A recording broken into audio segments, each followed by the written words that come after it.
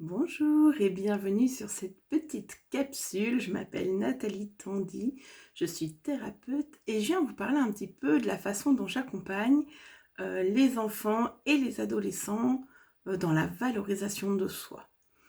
Pour ça, je vais vous raconter une petite histoire, l'histoire de Stella. Stella, c'est un glaçon en forme d'étoile, ok? Jusque-là, tout va bien. Elle est née de deux parents en forme d'étoile. Et donc, dès son arrivée sur Terre, c'était là, nickel, pas de problème. Voilà, elle était en adéquation avec les attentes de ses parents, avec la façon de vivre de ses parents. Et donc, tout allait bien.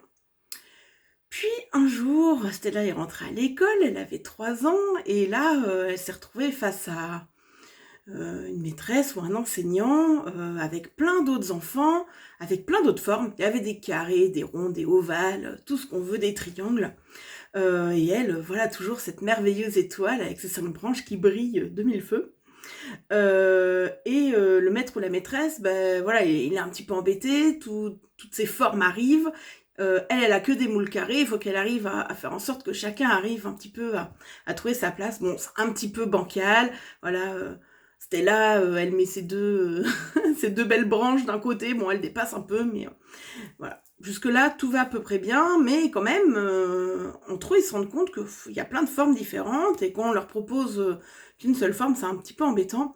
Donc, petit à petit, ben, ils vont s'adapter. Arrive la primaire, et là, la primaire, il n'y a plus le choix. Il n'y a vraiment plus que des moules carrés, et là, l'objectif de l'enseignant, bien sûr, c'est de leur apprendre plein de choses, hein. Je jette pas la pierre du tout aux enseignants, plus au système, mais en tout cas, c'est que chaque enfant rentre dans ce fameux moule dont tout le monde parle, hein, j'invente rien, euh, pour que, en grandissant, ils deviennent un petit peu comme les autres, pour qu'ils puissent grandir et s'épanouir dans la vie future. Donc, tous ces enfants, ils utilisent diverses stratégies. Soit ils choisissent de complètement se déformer. Ils fondent, puisqu'on est parti sur l'image des glaçons. Ils fondent, ils se mettent dans le moule, et puis ils attendent qu'on les recongèle pour être bien carrés. Soit ils ont une autre solution aussi, c'est au lieu de complètement se fondre, et c'est-à-dire ne plus exister, perdre leur personnalité, ils décident un petit peu, on va dire, de chauffer les bords. Voilà, on va reprendre l'image de Stella. Stella, en fait, si on lui chauffe un petit peu le bout de ses branches, elle va petit à petit rétrécir. Elle restera en forme d'étoile, elle finira par loger dans le moule carré, hein, mais du coup, voilà, elle sera plus vraiment elle-même. Donc bien sûr, c'est valable pour toutes les autres formes. On est bien d'accord, quel que soit... On parle de différence, mais en fait, est-ce que vous connaissez quelqu'un, à part un frère jumeau, et encore, il y a toujours des différences, qui est exactement comme vous à côté? En fait, tout le monde est différent. Le problème, c'est pas la différence de chacun, c'est ce que la vie veut qu'on en fasse, quoi. Donc voilà, chacun utilise sa stratégie. Voilà, il y en a qui vont fondre, il y en a qui vont rester des beaux glaçons ronds, et puis tant pis s'ils rentrent pas dans le carré, par contre ça va être un calvaire. Parce que nous on veut, enfin nous, la société veut absolument qu'ils rentrent dans ce carré, et il n'est pas un carré. Et puis tous ceux qui ont réussi un petit peu à se fondre, ils vont finir par se moquer un peu des autres, par me dire attends, moi je suis devenu un carré, hein, toi t'es resté un rond, la honte quoi. Voilà. Bien sûr en fonction de la tranche d'âge, tout change. Donc notre petite Stella, elle, voilà, peu importe ce qu'elle choisit, en tout cas elle fera des choix qui seront les plus à sa portée à ce moment-là. Peut-être que elle se sentira obligée de rentrer dans le moule, peut-être qu'elle sera rétrécie, peut-être qu'elle sera restée une belle étoile envers et contre tout, ça dépendra de son caractère, ça dépendra de la façon dont elle a grandi, ça dépendra du cadre qu'elle a, ça dépendra de tellement de choses. Voilà, le collège où passent les étapes, bon, va arriver un moment où on se rend compte, en grandissant, en vieillissant, que on a plusieurs options. Soit on s'est fondu dans la masse et on est peut-être heureux comme ça, tout va bien.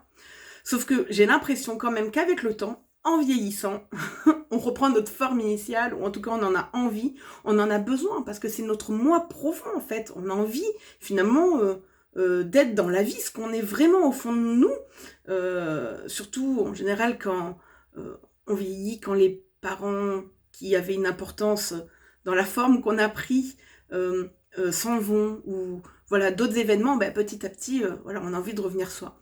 Et Ça, c'est l'accompagnement que je fais pour les adultes. L'objectif, c'est de redevenir une étoile, quoi. Et donc, ce que j'explique à ces enfants, c'est un peu ça. Donc, bien sûr, c'est pas une thérapie. On est bien d'accord que c'est pas une thérapie dans le sens thérapeutique, c'est pas de la psychothérapie. C'est-à-dire que je vais pas aller chercher pourquoi c'est une étoile, quoi. Stella, elle arrive dans mon groupe, parce que souvent j'aime bien l'accompagnement en groupe. On peut avoir des séances individuelles pour avancer différemment, mais ce qui est important, c'est quand même de se rendre compte qu'il y a des carrés, des ronds, qu'on n'est pas tout seul. Donc souvent l'échange dans les groupes est important. Et donc voilà, et moi j'ai essayé d'expliquer à Stella, ok Stella, qui est-ce que tu es? Dis-moi qui tu es. Dis-moi ce que tu aimes. Dis-moi comment tu te sens. On va faire un tour d'horizon mais profondément, qui est Stella? Et comment on peut faire pour que, face à ce moule carré qui est là et qui sera toujours là, Stella, elle reste épanouie. Je pense que le mieux pour Stella, ça va être, avec le temps, de créer son propre moule. De pouvoir mettre toutes ses branches dans son moule et de se sentir bien. Ça, c'est des étapes. Et moi, justement, dans mes ateliers, l'objectif, c'est d'accompagner les enfants, déjà à se rendre compte de tout ce que je viens de vous raconter, et à se rendre compte qu'ils peuvent. Après, c'est le choix de chacun, mais s'ils sont pas bien dans leur peau, à un moment, ils vont être obligés d'en passer par se fabriquer leur propre moule, ou en tout cas accepter que le moule qui leur est proposé, il ne leur correspond pas. Donc, il y a plein de choses à voir, il y a plein de...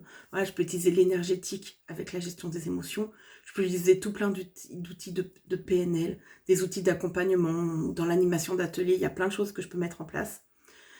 Moi, ce que je veux, c'est que, j'allais dire, je suis une enfant différente, mais comme tout le monde, peut-être un peu plus encore en décalage, mais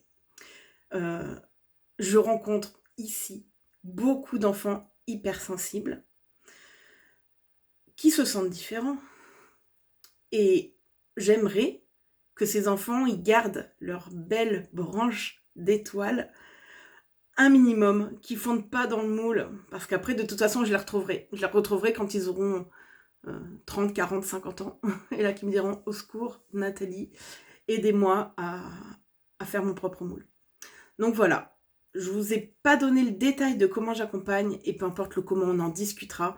Ce que je voulais que vous compreniez, c'est en quoi j'ai mis ces ateliers en place. Je pense que c'est tellement important, et plus l'enfant est jeune, et plus il va le comprendre, et plus il va réussir, peu importe, à rentrer ou pas dans le moule, mais en tout cas, plus il va réussir à être soi, à avoir confiance en soi, à prendre conscience de ses propres valeurs, que sa différence peut être une force, et c'est ça que je veux leur transmettre. J'ai hâte, je vous dis à très bientôt.